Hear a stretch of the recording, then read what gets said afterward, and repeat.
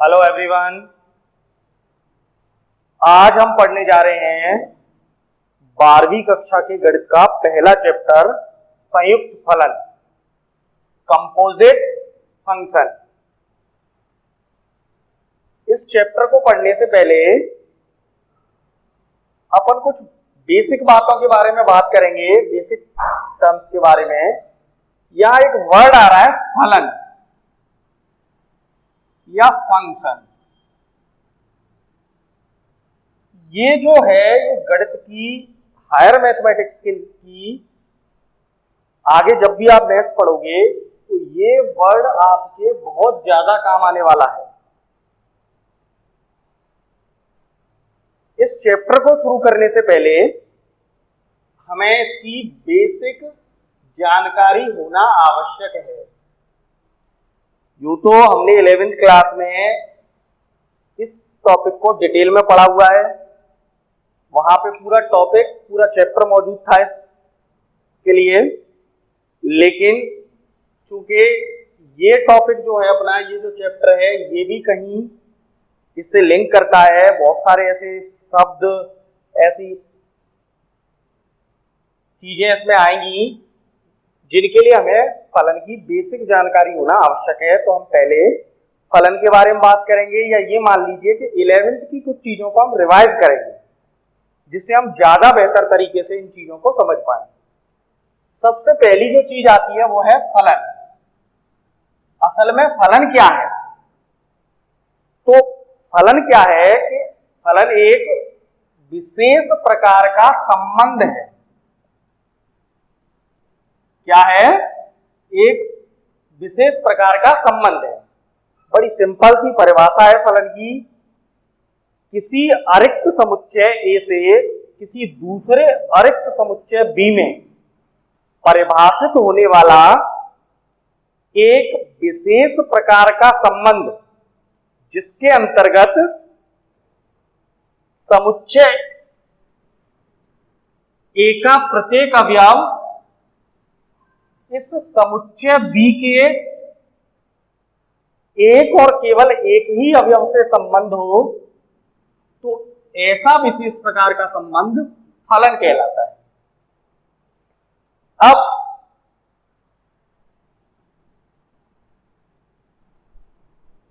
यहां कुछ विशेष बातें हैं जिनका हमें ध्यान रखना होता है।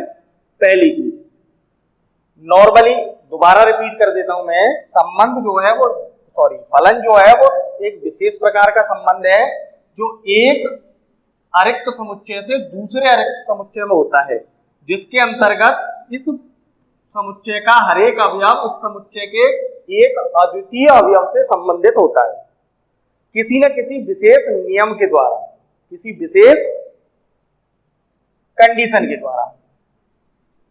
चलिए, जो सबसे इंपॉर्टेंट ध्यान रखने वाली बात है, नॉर्मली जो है अपन फलन को स्मॉल एफ से दर्शाते हैं। किससे दर्शाते हैं? स्मॉल एफ से। लेकिन कहीं कहीं हम इसे स्मॉल जी, स्मॉल एच ऐसे वर्ड्स भी इस्तेमाल करते हैं। अगर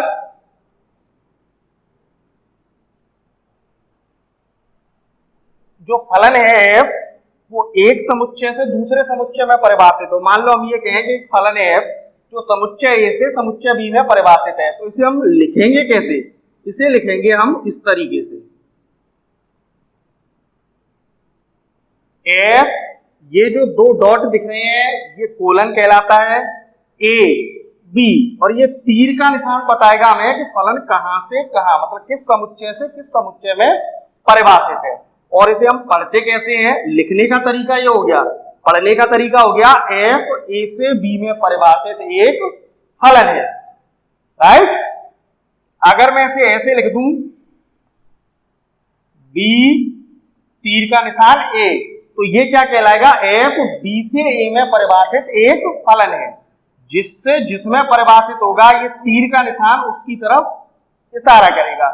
अपनी बुक में ये तरीका इस्तेमाल किया हुआ है, कई जगह हम फलन को दिखाने के लिए इस तरीके का भी इस्तेमाल करते हैं। अभी भी बात वही है, ये क्या कह रहा है?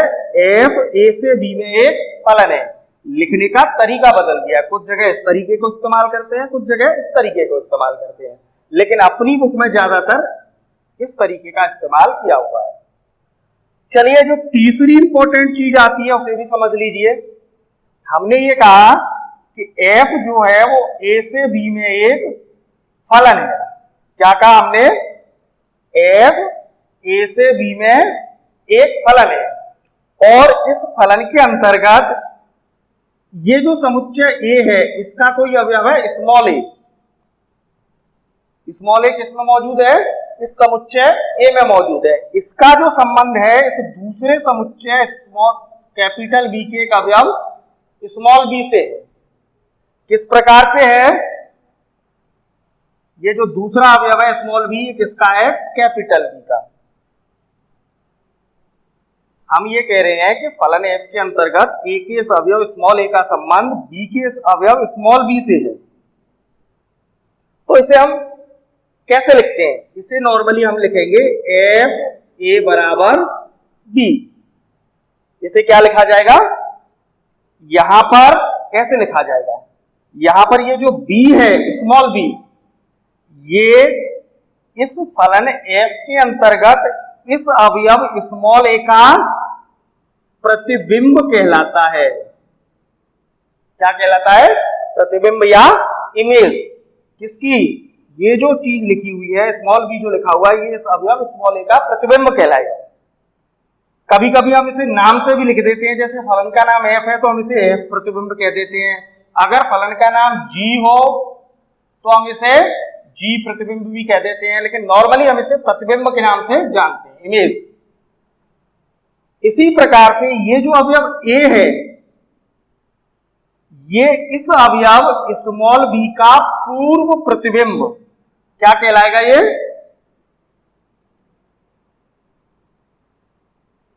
ये तो हो गया हमारा प्रतिबिंब। a का प्रतिबिंब क्या हो गया? b। और इस स्मॉल a को क्या बोलेंगे? इस स्मॉल a को बोलेंगे पूर्व प्रतिबिंब या प्री इमेज, राइट। चलिए एक और चीज सुनिए। देखिए ये तो हो गई गणित की भाषा में बात, लेकिन व्यवहारिक रूप से असल में मतलब क्या होता है? जब भी कहीं पर ये लिखा हुआ है f a बराबर स्मॉल b, तो हमें इसका मतलब क्या निकालना है? इसका मतलब हमें ये निकालना है कि जो हमारा फलन है f, उसके अंतर्गत इस अवयव स्मॉल a पर f का जो मान है वो स्मॉल b है। क्या मतलब निकालना है कि अगर कहीं पर ऐसे लिखा हुआ है f a बराबर b, तो उसका मतलब ये है कि इस अवयव स्मॉल a पर फलन f का मान कितना है? स्मॉल b है। एक और चीज सुनिए, काफी इंपॉर्टेंट है। फलन को हम प्रतिचित्रण भी कहते हैं। क्या कहते हैं? प्रतिचित्रण या मैपिंग, इस वर्ड के नाम से भी पुकारा जाता है, राइट। चलिए आगे चलते हैं। इससे हम 11वीं की चीजों को रिवाइज कर रहे हैं।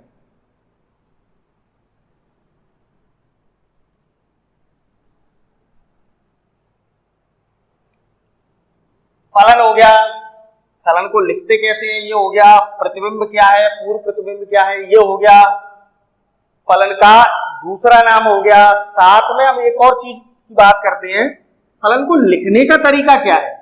फलन को बेसिकली इस तरीके से लिखा जाता है, फलन a से b, ये a से b में कोई फलन है f परिभाषित है।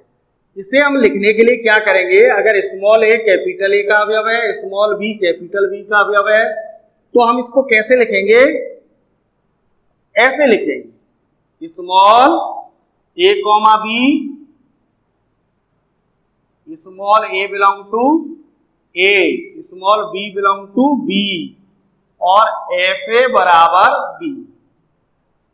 तो फलन को लिखने का तरीका है वो ये है क्रमित युग्म के रूप में फलनों को लिखा जाना, क्रमित युग्म के समुच्चय के रूप में फलनों का लिखा जाना। लेकिन अब क्या करेंगे? हम धीरे धीरे इसको शॉर्ट फॉर्म में ले आएंगे। अपनी बुक में जब भी आप देखोगे तो फलन लिखा होगा हमारा ऐसे, ये इसी चीज का शॉर्ट फॉर्म है। फलन बता दिया ए से बी में, और जो संबंध है ए और स्मॉल बी में वो ये लिख दिया। तो ये क्रमिक युग्म के समुच्चय के रूप में लिखना हो गया। ये वो तरीका हो गया जो हम शॉर्ट में व्यवहारिक रूप से फलन को लिखने के लिए इस्तेमाल करेंगे। क्लियर? चलिए, अपनी बुक में यही तरीका इस्तेमाल किया जाएगा ज्यादातर। आगे चलते हैं। बात आती है फलन के प्रांत, परिसर और सहप्रांत की।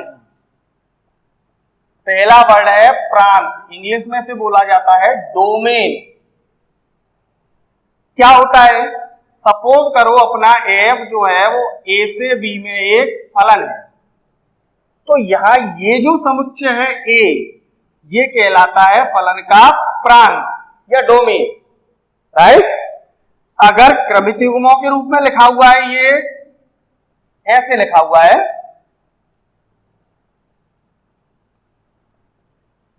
तब ये जो इस समुच्चय के अंदर हमारे जितने भी क्रमित युग्म आएंगे, उनका जो पहले अवयवों का समुच्चय होगा वो कहलाएगा फलन का प्रांत।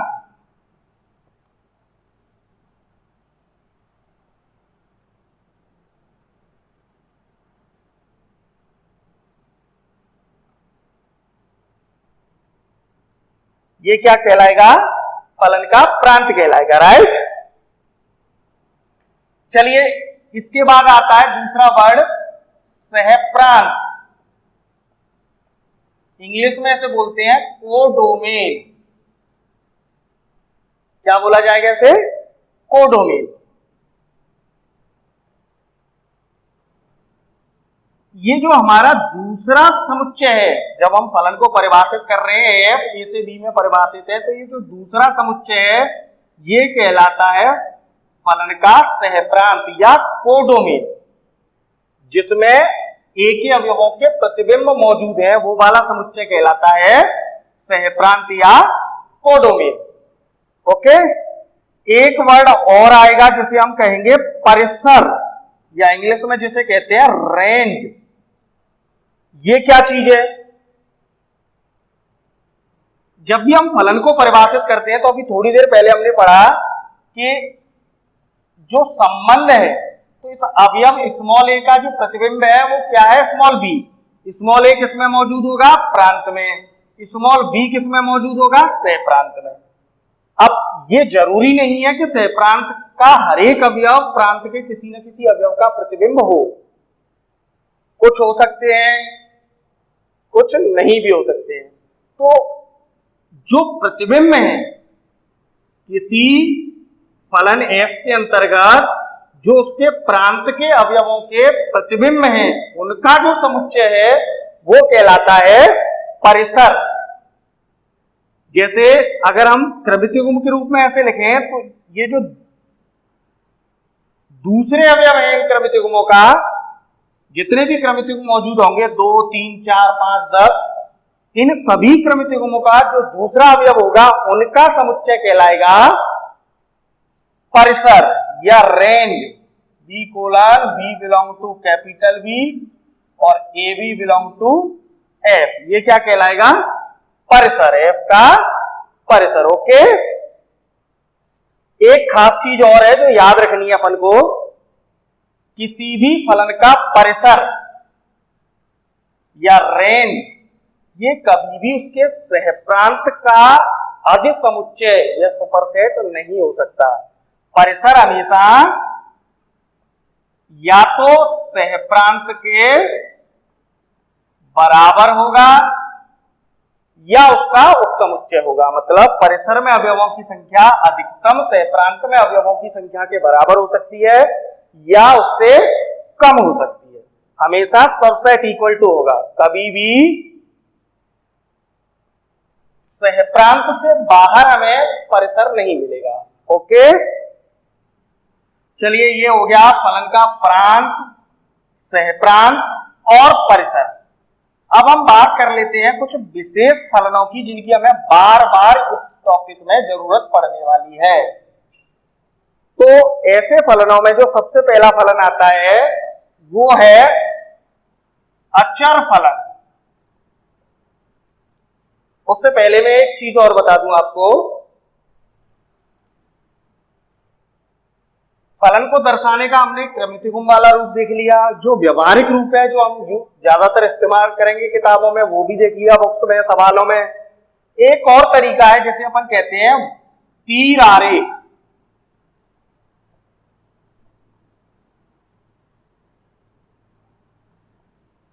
Arrow diagram.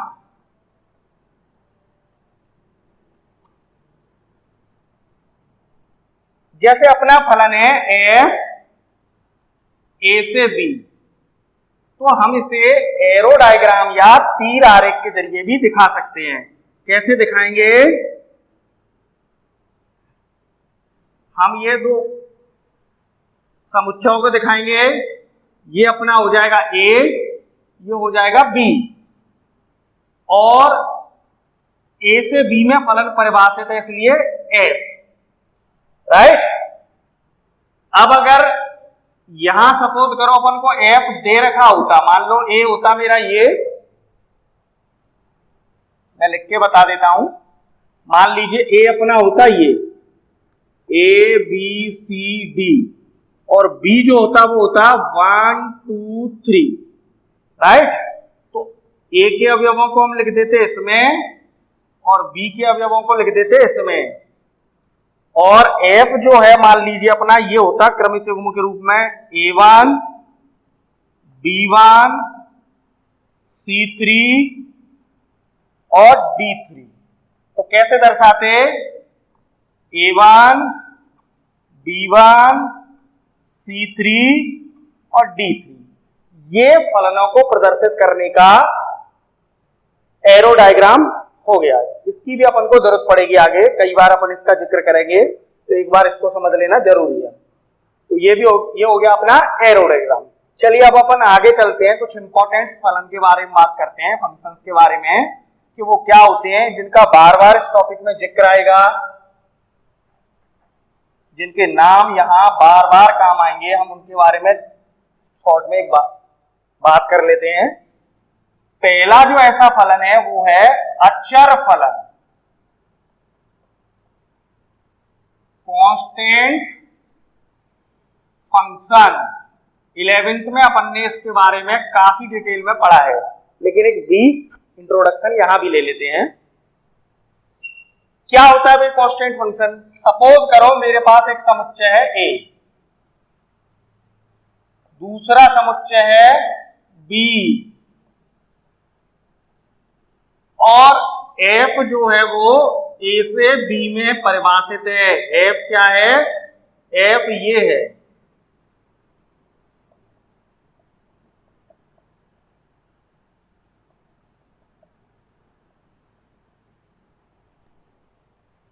जरा ध्यान से देखिए यहां क्या हो रहा है, ए के हर एक अवयव का प्रतिबिंब जो है वो एक समान है, बदल नहीं रहा है, एक ही अवयव है। यहां ए का प्रतिबिंब 2, बी का भी प्रतिबिंब 2, सी का भी प्रतिबिंब 2, डी का प्रतिबिंब भी 2। अगर हम इसी चीज को एरो डायग्राम से दिखाएं, ए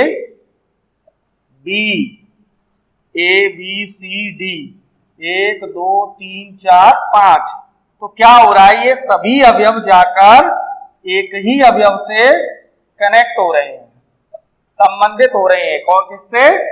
2 से, राइट। तो ऐसे जो फलन होते हैं ये कहलाते हैं अचर फलन। बड़ी सिंपल परिभाषा है, यदि f a से b में परिभाषित एक फलन है और f के अंतर्गत a के प्रत्येक अवयव का प्रतिबिंब b में एक ही अवयव हो, तो ऐसा फलन अचर फलन कहलाता है। इसका परिसर हमेशा कितना आएगा? 2 आएगा,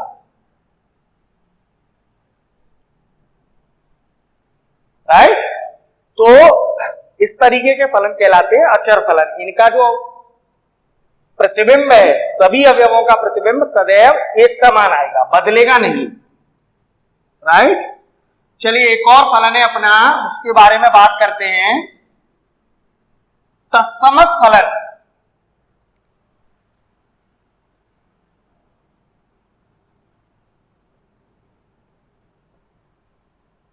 इंग्लिश में ऐसे बोला जाता है आइडेंटिटी फंक्शन। अब ये क्या चीज होती है? आप लोगों ने कभी शीशा देखा है? शीशा, सॉरी शीशा नहीं कहेंगे यहां से, मिरर, दर्पण। जब दर्पण में हम, अगर मैं अपना फेस देखूं तो क्या दिखेगा? मेरा फेस दिखेगा। अगर आप में से कोई उसमें अपना फेस देखे तो किसका फेस दिखेगा? जो उसमें अपना फेस देख रहा है उसका फेस दिखेगा। तो एक तरीके से दर्पण जो है वो क्या कर रहा है? हमारी आइडेंटिटी बताने का काम कर रहा है। तो जब भी ये वर्ड आएगा आइडेंटिटी, तो इसका सिंपल सा मतलब हमें ये निकालना है कि जो दिया जा रहा है वही वापस मिलेगा।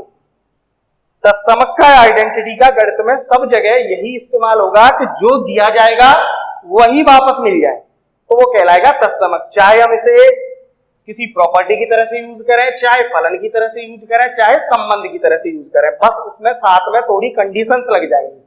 जैसे यहां ये फलन है, तो तत्समक जो फलन है वो क्या है?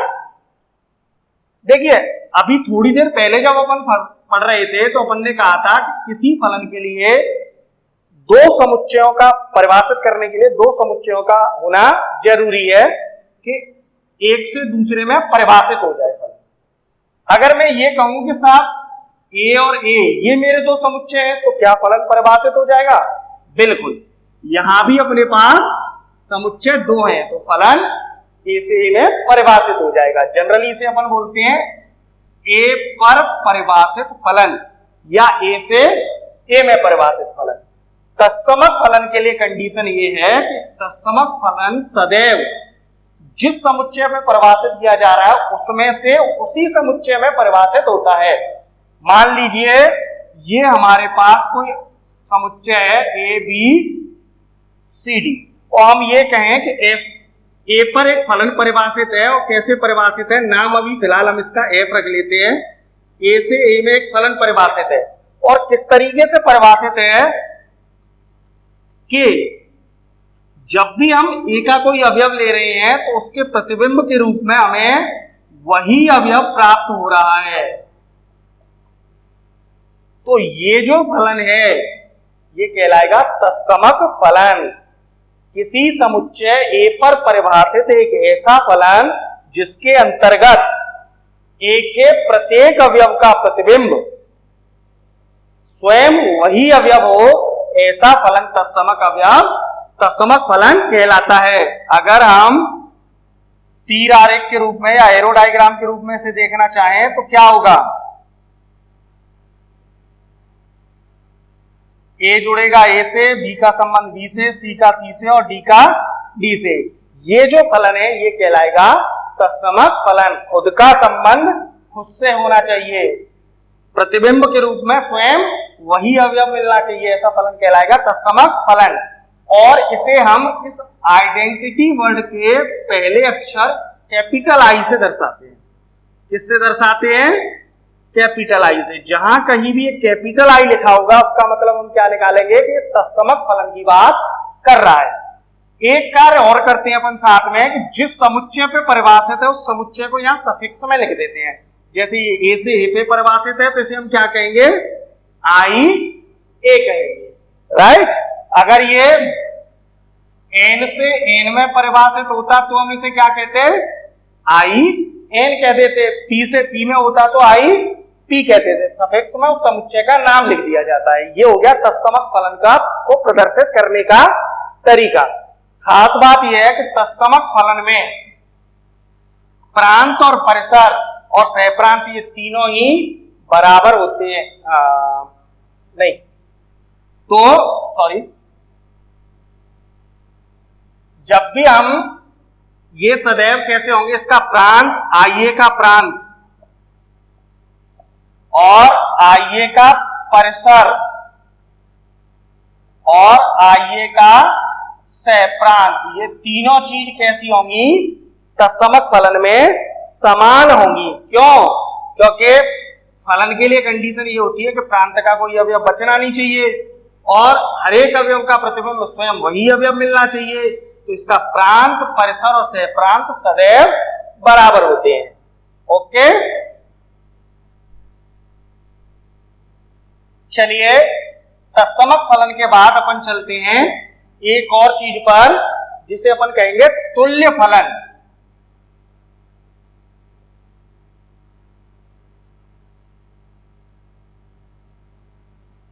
ये तुल्य फलन क्या चीज है?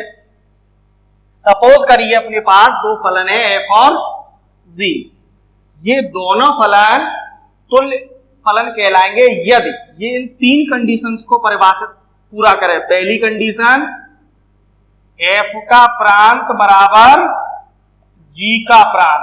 दूसरी कंडीशन, एफ का सहप्रांत बराबर जी का सहप्रांत। और तीसरी और सबसे इंपॉर्टेंट कंडीशन, दो फलन तुल्य फलन कब कहलाएंगे? जब उनके प्रांत एक जैसे हो, सहप्रांत एक जैसे हो, यहां और यहां दोनों जगह एक ही समुच्चय हो, यहां और यहां सहप्रांत भी एक जैसे हो। और फाइनली प्रत्येक x बिलोंग टू प्रांत के लिए, मतलब प्रांत के प्रत्येक अवयव पर जो फलन का मान है वो भी कैसा होना चाहिए? समान होना चाहिए। अगर कोई फलन दो फलन इन तीनों कंडीशंस को पूरा करते हैं तो हम कहते हैं कि वो दोनों फलन तुल्य फलन है। और इसे किससे दर्शाते हैं? एफ बराबर जी लिखकर। मतलब ये जो चीज है ये क्या दर्शा रही है कि ये दोनों तुल्य फलन है। राइट, चलिए नेक्स्ट चलते हैं। ये तो रही फलनों की बात। फलनों के प्रकार को अपन किसी और तरीके से भी डिफाइन कर सकते हैं। धीरे धीरे अपन उस तरफ बढ़ रहे हैं जहां हमारा चैप्टर का सबसे इंपॉर्टेंट टॉपिक आने वाला है, जो सबसे ज्यादा काम आएगा, उसकी तरफ जा रहे हैं अपन धीरे धीरे। एक और वर्ड, एक और टाइप का फलन, एकेकी फलन, ये भी चलेगा अपना। इंग्लिश में इसे कहते हैं वन फंक्शन या फिर इंजेक्टिव फंक्शन।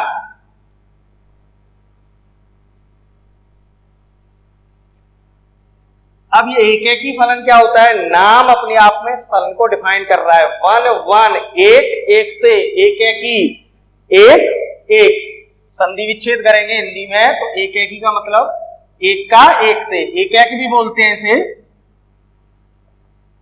वन वन या इंजेक्टिव फंक्शन। परिभाषा की बात करें तो परिभाषा क्या है? यदि f a से b में परिभाषित एक फलन है और f के अंतर्गत a के भिन्न भिन्न अवयवों का संबंध b के भिन्न भिन्न अवयवों से है तो ऐसा फलन एकेकी या एक फलन कहलाता है।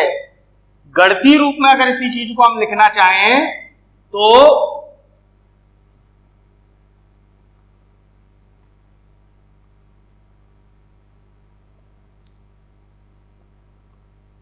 अगर हम ए के कोई दो अवयव लें ए और बी और हम ये मान लें कि इन पर फलन का मान समान है, अगर ये मान समान है तो ये अवयव भी समान होंगे।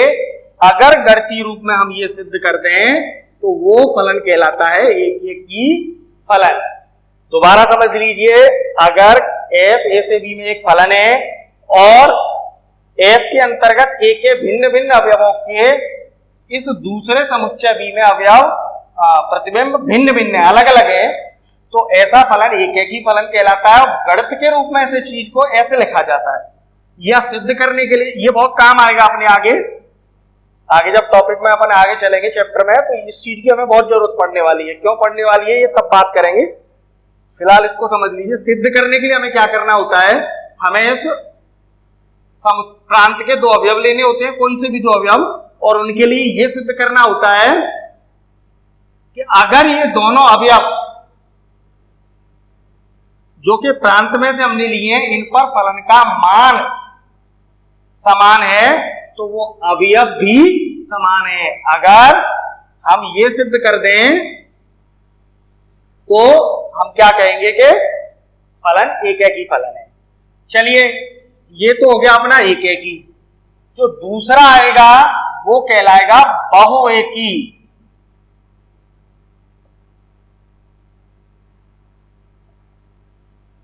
इंग्लिश में से बोलेंगे मेनी वन फंक्शन। अब ये क्या है?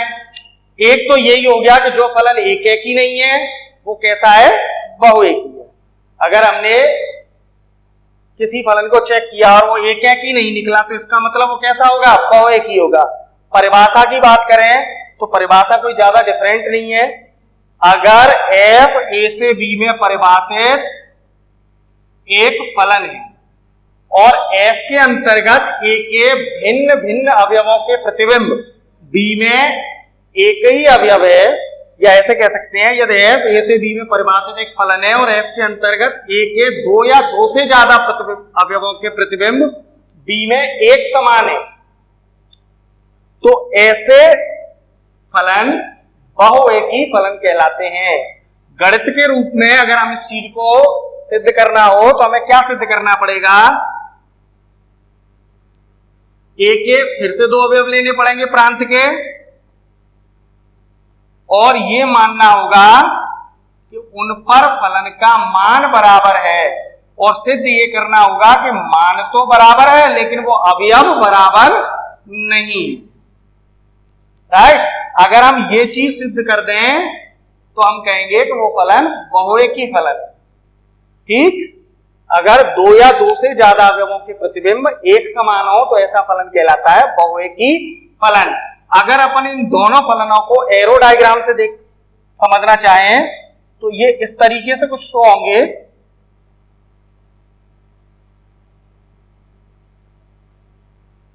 मान लीजिए A है अपना A B C D और B है अपना 1 2 3 4 5।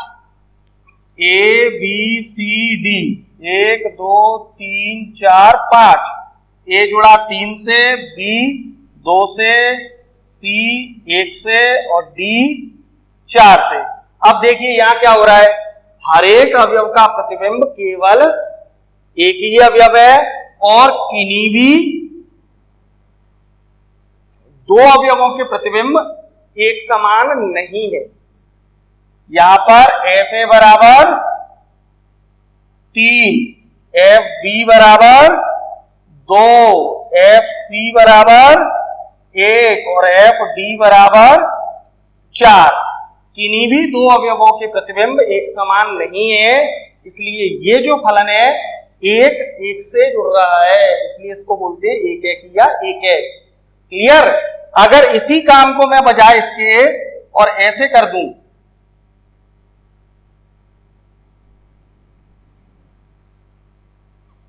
अब क्या हुआ?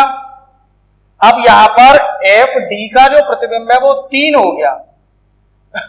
ये दोनों प्रतिबिंब समान हो गए, A पर भी प्रतिबिंब 3 और D पर भी प्रतिबिंब 3। तो मान तो समान है लेकिन अवयव दोनों अलग अलग है।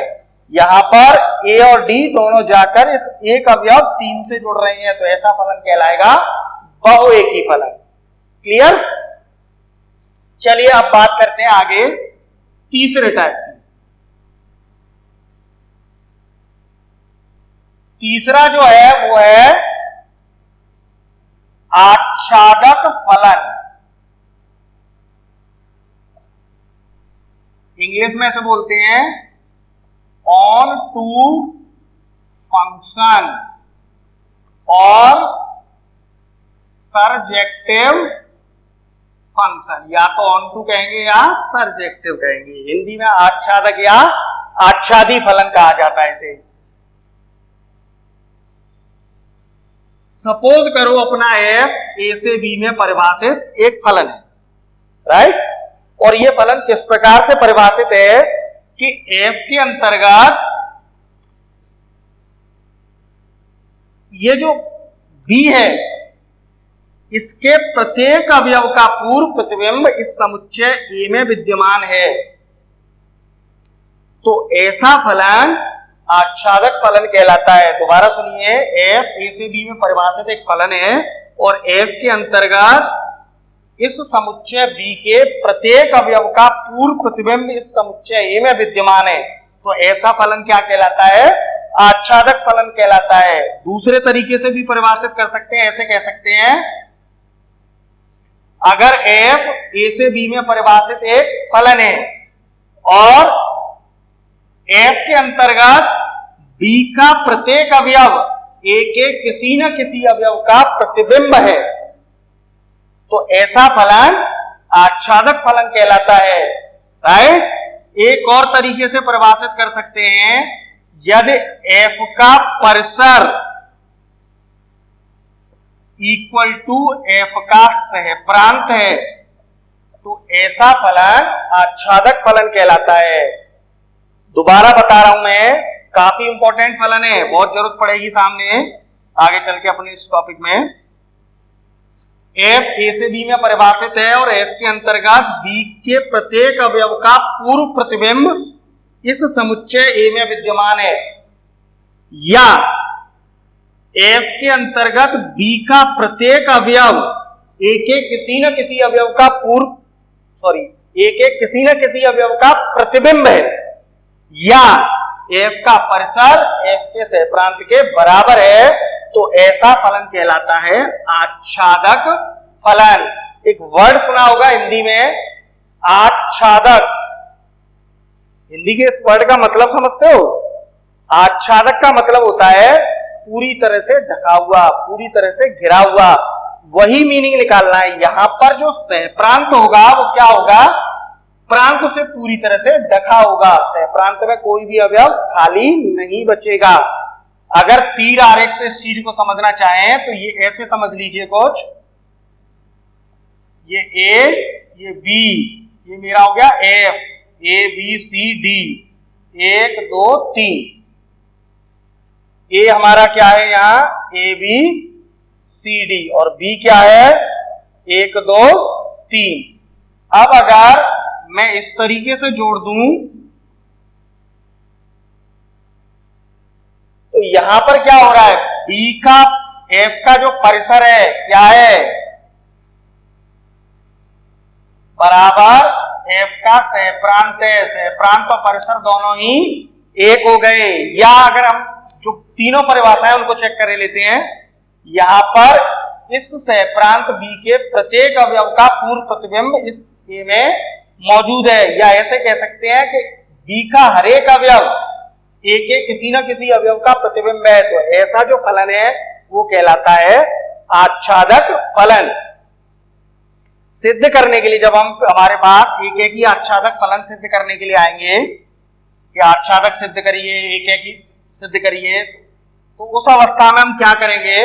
सिद्ध करने के लिए इन दोनों फलनों की कंडीशन में हम प्रांत के अवयव लेते हैं, एक इसकी और चौथा जो फलन आएगी उसकी, दोनों की कंडीशन में हम सहप्रांत का अवयव लेते हैं। किसी small b belong to capital B का तात्पर्य है कि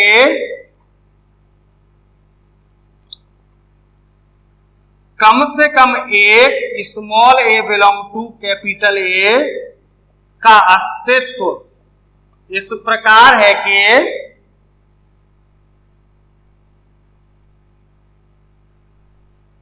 fa बराबर b है। दोबारा समझ लीजिए, हमें क्या सिद्ध करना होगा? हम क्या करेंगे? जो फलन है हमारा f a से b, हम इसके सहप्रांत का एक अवयव लेंगे और ये सिद्ध करेंगे कि सहप्रांत के इस अवयव b के लिए प्रांत में कम से कम एक अवयव ए इस तरीके से मौजूद होगा कि उस अवयव पर, प्रांत के उस अवयव पर फलन का मान सहप्रांत का ये अवयव हो।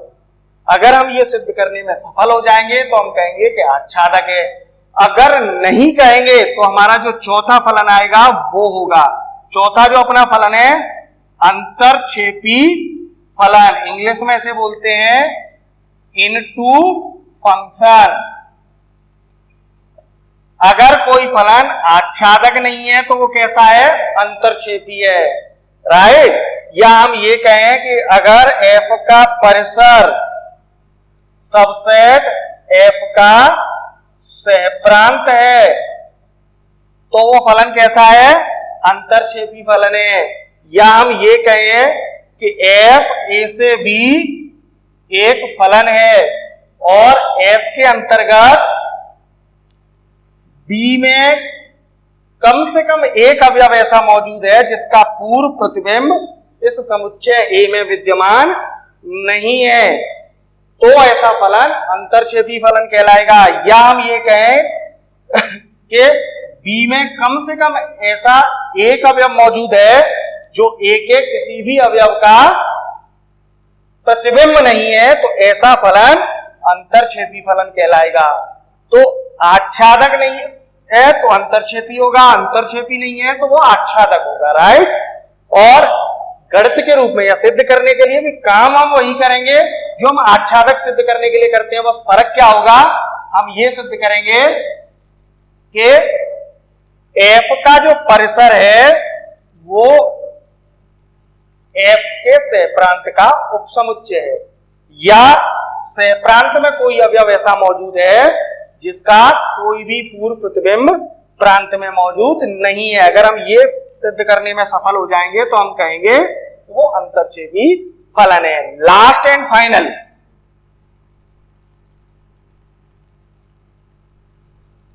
जिसकी वजह से अपन को इन फलनों को पढ़ना जरूरी था, वो जो चीज है वो है अपनी पांचवा फलन है अपना एकेकी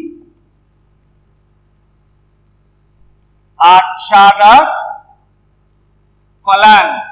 इंग्लिश में से बोलते हैं 1/1/2 फंक्शन और बाइजेक्टिव फंक्शन।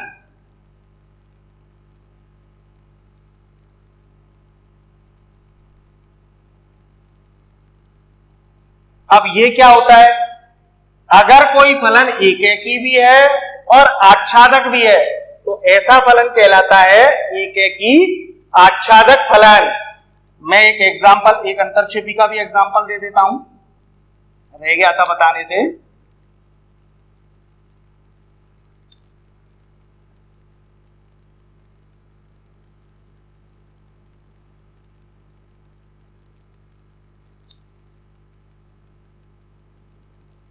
देखिए ये जो फलन है ये अंतरक्षेपी फलन है। क्यों? क्योंकि इसमें सहप्रांत में एक अवयव ऐसा मौजूद है जिसके लिए कोई भी पूर्व प्रतिबिंब मौजूद नहीं है। या हम ये कह सकते हैं कि दो प्रांत के किसी भी अवयव का प्रतिबिंब नहीं है। या हम ये कह सकते हैं कि जो इस फलन एफ का परिसर है वो कितना आएगा, एफ का परिसर कितना होगा, 1 3 4। ये क्या होगा, सबसेट ऑफ बी, मतलब एफ के सहप्रांत का उपसमुच्चय है। तो ये कैसा फलन है, अंतरक्षेपी फलन है। ओके, चलिए वापस आते हैं अपने एकेकी आच्छादक फलन पर। अगर कोई फलन एकेकी भी है और आच्छादक भी है तो वो फलन जो होगा वो कैसा होगा, एकेकी आच्छादक फलन होगा। चलिए एक एग्जांपल से इसे समझ लेते हैं। ये मेरा ए, ये B, F, A B C D, 1 2 3 4।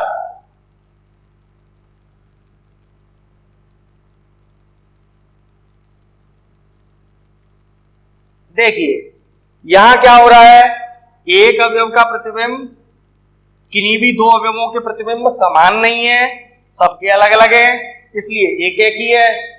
और सहप्रांत में एक भी ऐसा अवयव मौजूद नहीं है जिसका कोई भी पूर्व प्रतिबिंब प्रांत में मौजूद नहीं हो, या जो प्रांत के किसी भी अवयव का प्रतिबिंब नहीं है। यहां पर एफ का जो परिसर है वो एफ के सहप्रांत के बराबर है, इसलिए ये फलन किस तरीके का फलन है, एकेकी आच्छादक फलन है। इसकी हमें आगे बहुत जरूरत पड़ने वाली है। चलिए खैर, अभी फिलहाल ये हो गया अपना इस टॉपिक में आने वाले उन सभी टॉप पॉइंट्स का रिवीजन जिनकी हमें आगे इस टॉपिक में जरूरत पड़ेगी। नेक्स्ट क्लास में अपन संयुक्त फलन के बारे में पढ़ेंगे। तब तक के लिए थैंक यू।